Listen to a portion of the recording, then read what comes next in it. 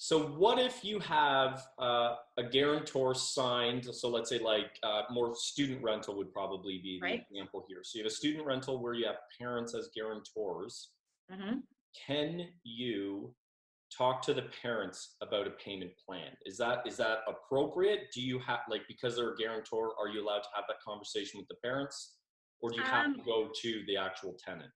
so the first thing is that you always have to be mindful of um, privacy laws. Yep. Okay, so just because someone has signed a guarantor agreement with, based on a lease agreement and with a tenant, certainly they are liable going forward for non-payment of rent or damages, and certainly um, you know, uh, they would be responsible in the event of a default. Going after a guarantor is a little bit different than going after a tenant, because the landlord and tenant board doesn't have the jurisdiction to order money against a guarantor. That becomes sort of a small claims court matter to bind them to their obligations under a contract.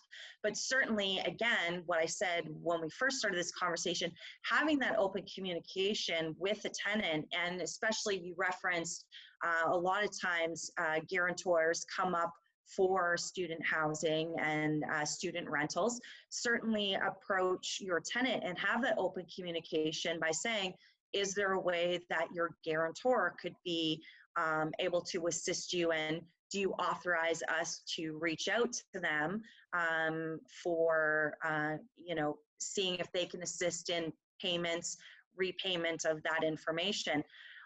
At the end of the day, if there is a guarantor on there and you're looking to recover rent, certainly you can always send a letter to them saying, we're not getting paid, you have obligations under the lease agreement. But there is that little bit of liability that, you always have to be mindful of those privacy, Yeah. privacy laws and information.